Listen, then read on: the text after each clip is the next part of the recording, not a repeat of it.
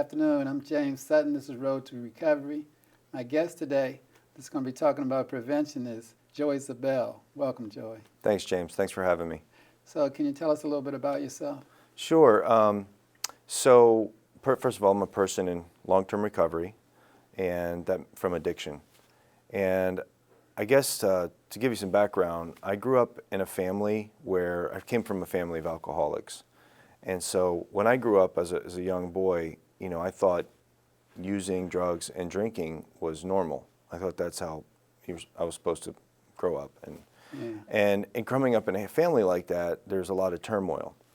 So whenever there'd be a problem in life or I had, problem in school, my solution was to drink or use drugs. Okay. And I should say the first time I had a drink, I was 8 years old. Wow. Yeah.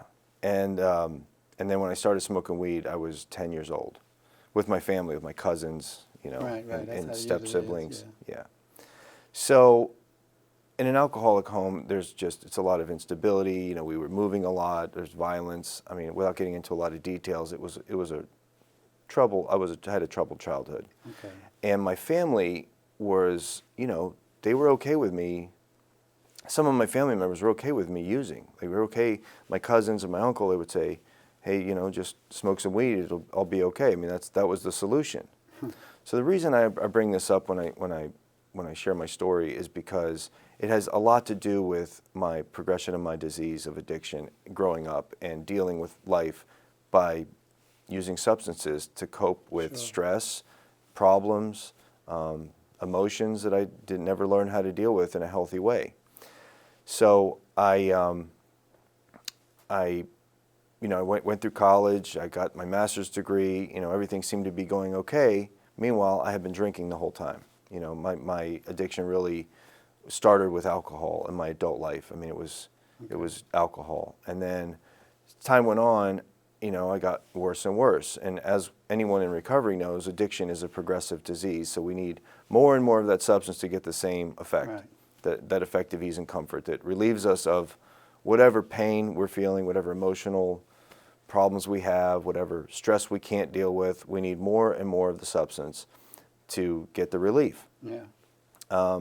And so after it got to a point where I was so bad, I have a daughter, and me and her mother were raising our daughter together. When my daughter was 4 years old, I just was so unhappy. And really, looking back on it, I was unhappy with myself. I just wasn't happy. I was having money problems with my business at the time. And I was drinking a lot. I mean, I was drinking daily, and it was a real problem. Okay. And so I ended up leaving. I left my family and moved in on my own. And I maintained a relationship with my daughter for a while, but I ended up getting into harder drugs. I started doing cocaine and oxycodone. Okay. And I was prescribed oxycodone by a doctor originally for my back injury. Mm-hmm. But then I started abusing it when I realized that the doctor's still going to give me the medicine, even though they don't know if my back hurts or not. I just tell them it hurts and they give me the medicine. They were giving me a lot of oxycodone. Mm-hmm. So I kept using for years. I did cocaine and oxycodone. But again, addiction is a progressive disease, and I kept needing more and more and stronger. So what started off as powder cocaine, having a good time, partying, going to bars, turned out, I ended up, smoking. I ended up smoking it as in a crack cocaine form. Mm-hmm. So I was doing crack cocaine. I started doing heroin. And there's a lot I could explain how that progressed, but without getting into a lot of detail, that's how it went. And it ended up taking over my life. And this is something that I learned after the fact, when I got into recovery, that addiction will take everything from us. We give everything away for the sake of getting high. And I thought at the time, and it caused a lot of shame and guilt in my life. I just felt like such a bad father. I felt like such a bad person, irresponsible adult. And ultimately, I wanted to die. I mean, I just couldn't live like that. So I was renting a house in Arlington, Virginia. I couldn't pay the rent. I got evicted. I lost my company. I lost my family. I hadn't seen my daughter. Last year I was using, I didn't see my daughter at all because I was using all the time. Yeah. And what started off as, as a casual consumer, I started having to sell drugs in order to maintain my addiction. Wow.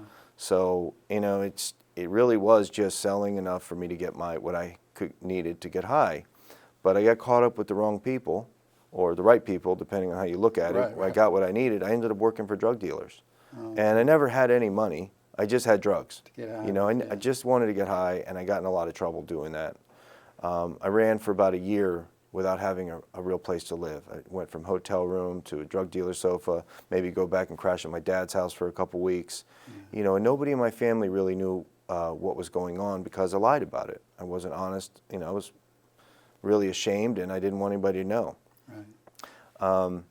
So finally, I hit rock bottom, and I got arrested. I got a possession charge, and I went to jail. I only was in jail for a week, and they bonded me out. And then that's when I realized I need help. And this wasn't just some problem. It wasn't just some, you know, decision-making problem. It was something that was really wrong with me, because I wanted to stop using, but I couldn't. Right. I tried to stop. So many times I tried to stop. I have overdosed. I've had legal problems, financial problems, lost my license, lost my company, lost my family. None of that was a clue until I went to jail and realized, okay, I can't do this on my own. Because when I got out of jail, I didn't want to use. I had been clean for a week. I got out, and the first thing I did was find some drugs and get high. Right. Because the obsession was so powerful and the craving was so powerful, I couldn't say no to it. Now, a lot of people that don't have this disease wouldn't maybe understand that, because if a normal person doesn't want to drink, they don't drink. If they feel sick, they don't drink. Or Why if they don't you don't, just stop? just stop, right? Right. But the obsession is so powerful, it's hard to explain. And so the problem with addiction is it leads us to doing a lot of behaviors that are antisocial. Yeah. You know, it's complete dereliction. I mean, we just abandon ourselves, abandon anything good in our lives, and end up hurting a lot of people in the process. Right. So what happened is there's a happy ending to this story, Yeah, because you're here. yeah, I'm here. I didn't die. I'm not in jail. I'm not in prison. Right. So 2 days after I got out of jail, I realized I can't stop. I mean, I literally was using, trying to tell myself I couldn't stop. I felt insane. I was insane. I'm telling myself, don't do it, and I would do it anyway. So I had lost any control over it. And, you know, in 12-step recovery, a lot of people may know this, there's one of the steps is we're powerless over our addiction. Right. We're powerless over addiction. First step. It's the first step, and we have to admit that in order to get help. The first step in change is admitting that there's a problem, admitting what the problem is, and what I can't do it, I need help. Right. So that's exactly what I did. I ended up getting help, and I went to treatment. And I had a great experience in treatment. I mean, it was painful to detox from, hard drugs like heroin and cocaine, Yeah, but I got through it, and I got out, and I got into a lifestyle of recovery, a recovery lifestyle. Immediately, I jumped both feet in, started going to meetings, started trying to be of service any way I could. I started working for my dad. He took me back to his company. He had saved my company, and he took me in, Oh, okay. and I started working. But I worked just enough to pay my rent. I lived in a sober living house, Oh, good. and I just did whatever I was told at this point. I'd given up. I'd surrendered. And so I had to do some community service. And they wanted me to go work as do janitorial service at a college in Virginia. Yeah. And I mean, I would have been happy doing anything. I would do anything anybody asked me at that time. But I thought I'd really like to volunteer somewhere that can give back to the community and try to make amends for the damage I'd done in the community from addiction. Okay. So I found this organization called Arise and Flourish. And that's why I'm here today. I'm with Arise and Flourish. And I started off, I had 90 days clean. I met Betty Jovden and Ali Tagavi. She's the president of Arise and Flourish, and he's a board member. So I met with them at Recovery Ghana. It was a Recovery for Ghana event, and it was in Bethesda, Maryland. So I showed up, and I hit it off with them, and they were looking for volunteers to help carry a message of prevention from addiction to students in Montgomery County. Right. Now, they had nobody, well, Ali is in recovery, but they had nobody in recovery that was younger or able to go to schools to carry this message, and they didn't have a program to go to schools yet at that point. Okay. This was 3.5 years ago. And so we started off, first went to a parents group, a Persian parents group, and I presented with a couple other speakers there. We just told our story.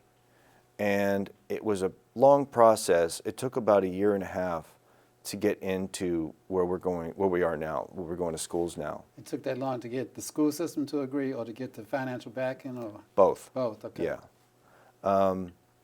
So so it's a volunteer organization, and I don't know if you want to get into this yet, but Well, it's okay. it's a big part of my recovery. So Service is important. It is, you know, and so we started going to schools. We were invited by the assistant district attorney out of Rockville. We went with him as a panel of speakers, and we found that we just didn't have enough time with the students. We'd go into the health class or into front of a large auditorium. We have 5 to 7 minutes to talk, or 3 minutes sometimes, and it's just not enough to really convey a message. Right. So in 2017, we put together a program. We had some help with one of our board members that knew how to contact health teachers. And we emailed the health teachers, and a few of them invited us. So we put a program together where we bring 2 people in recovery into the schools. One person shares their story, and the other person educates the students about the disease of addiction. So the whole idea is that, so I look back on my own life, and when I was a child in 7th and 8th grade, I had a pretty bad addiction to marijuana at the time, and alcohol. Nobody told me addiction was a disease. I thought it was fun. I thought it was for relief. I didn't understand that I was operating out of a mental disorder. You know, it's a mental issue. It's a mental disorder. It's a health issue. It's a brain disorder. Right. And there's no shame in having a disorder of any kind. Right. I didn't choose to have addiction. It happened. Exactly. Yeah. And without any knowledge of it being a disease, there's no need to treat it. I just thought I was a bad person making bad decisions. I didn't realize I was a sick person just trying to get well. Right. So I keep that in my heart when we go speak to these students, because I know that there are some students in there that are just like me. There's students there going through maybe worse than what I went through. I don't know if you can compare pain, but so our whole idea is we have 2 goals. We try to inspire the students by hearing our true life stories, people that have survived addiction and found recovery. And the second goal is to try to educate them about addiction so that they know more about addiction as a disease when we leave that classroom than they've ever known before in their life. Right. You know? That's great. Yeah. We're going to have to pause for a minute, but I want to come back and find out the logistics of that, because it's interesting that one's doing the education, one's doing the stories, because I've gone into schools when they have like career day, and every year I would go and I would talk about addiction and recovery, because I'm an addiction counselor too. So that was my opportunity to educate. But I think it was the health classes, right? Where I would get an opportunity to do a little education about disease being addiction being the disease, and treatment works, and the progression, just exactly what you were talking about. But I don't know how good the schools are doing in terms of prevention, in terms of is it part of the curriculum? It is. And I'm glad to hear that they're having peers come in like yourself. They can, because nobody would believe you ever used looking at you, So I'm sure the kids are shocked, when they see me with a suit on and I work in the jail. They'll never believe that I'm in recovery, right? So we're going to take a break and we're going to come right back. Thank you. So this is James Sutton, Road to Recovery. Today we're talking about prevention with Joey Zabel, and we'll be right back. Because of you, I felt hopeless. I know it was a joke, but it still hurt me. Because of you, I felt wanted and not alone in this world. Because you said hi to me on the first day of school, I felt included, and I knew that I was going to be okay.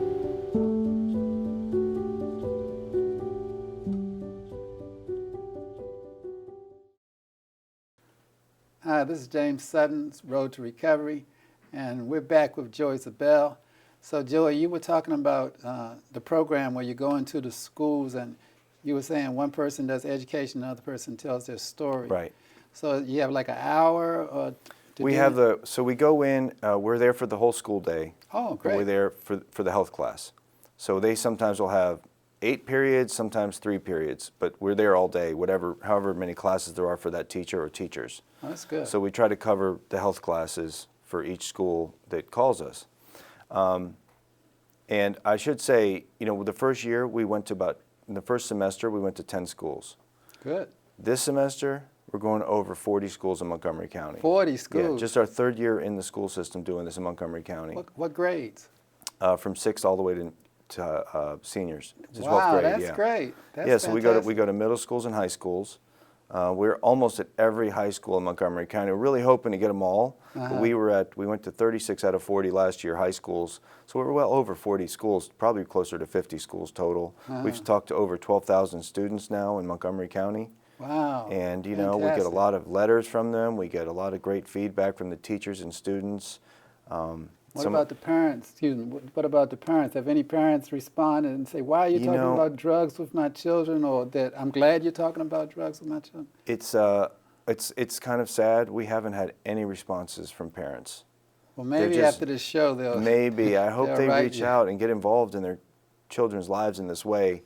I understand. I'm a parent, and you had mentioned during the break. While I lost my daughter in active addiction, meaning I lost contact with her, just I was in no shape to be around her. Yeah. Now that I'm in recovery, I have a very close, wonderful relationship with my daughter. Great. She's 11 years old. Her name is Sonia. In case she watches this, you should yeah. look out. She's a ballerina. She dances with the Washington Ballet Company. Get out of here. Yeah, Oh, she's that's in the great. Nutcracker. She's doing great. And I'm a ballet dad. I take her to ballet practice and wade, and I do the whole dad thing. Yeah. And that's one of my favorite things to do now. So, Fantastic. there is hope with recovery. We get our life back, or better Right. than we ever had it in the first place, and a lot of true. times. So, yes, our program really grew, and the way it grew is we had one teacher that had met me when I went in with the former assistant state's attorney, Steve Chaikin.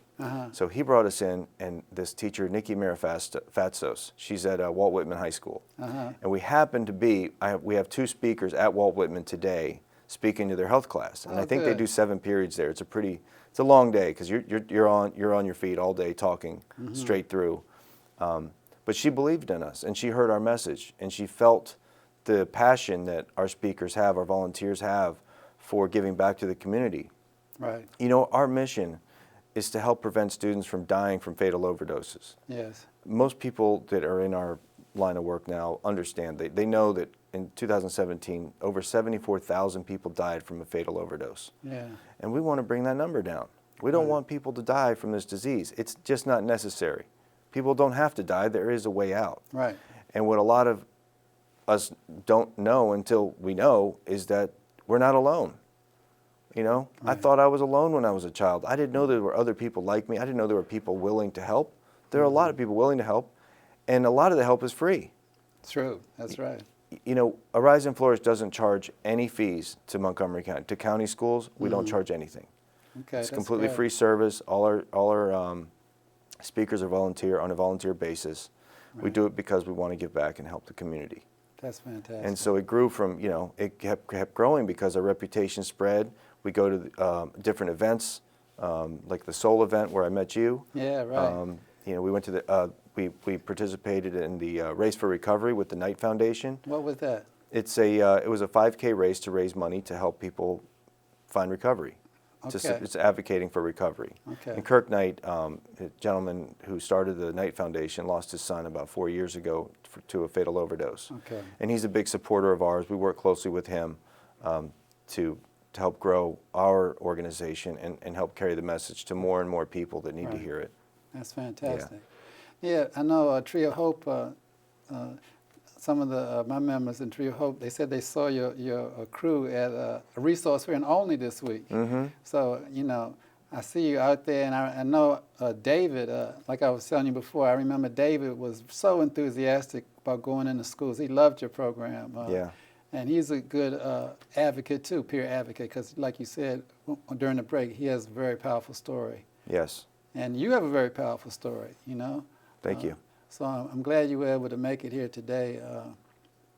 So is there anything else that you want to share that the public could be doing to be more proactive in prevention? Because years ago, we had a lot of programs in the schools dealing with prevention, and because of some budget cuts, they had to be eliminated off the budget in Montgomery County. The money had to be shifted. Kind of all social services, over the last 10 years have been cut because the money's been going to other things other than helping people. So your program sounds like the only game in town, really. Yeah, I mean, there are other organizations that go and speak to the auditorium, large assemblies, which I think is good. We find the most effective ways in the classroom when you have 30 to 40 students, you have their attention. You have them for 43 to 45 minutes during a class period. What I would say is we really need support from parents. Parents need to be involved in the children's lives, at least talking to them about this issue. I mean, no parent wants to believe their child is going to be an addict, is going to become addicted to some kind of drug or alcohol and die from this. Right. Nobody wants to believe that, and if it's not happening, then it's not going to happen. But I guarantee every parent that's lost a child feels differently about it and wish they had done something differently. Now, whether or not you can do anything about it once somebody becomes addicted is another story.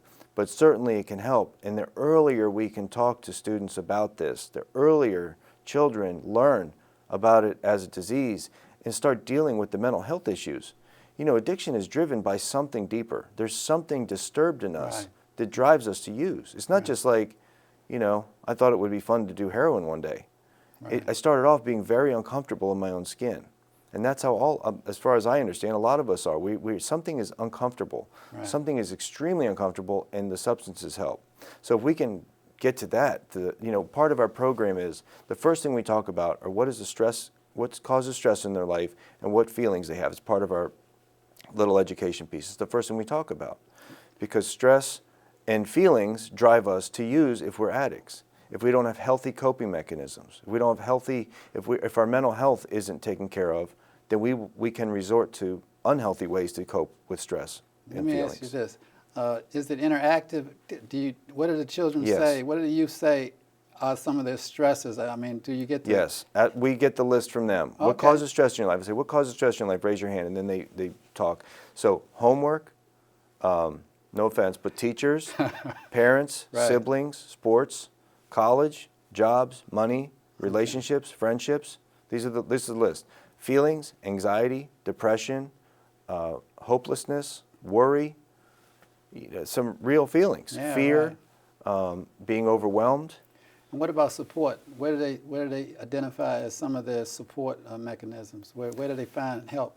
They really don't have a lot of support. I mean, some of them have doctors they go to, psychologists or psychiatrists for more severe anxiety or depression.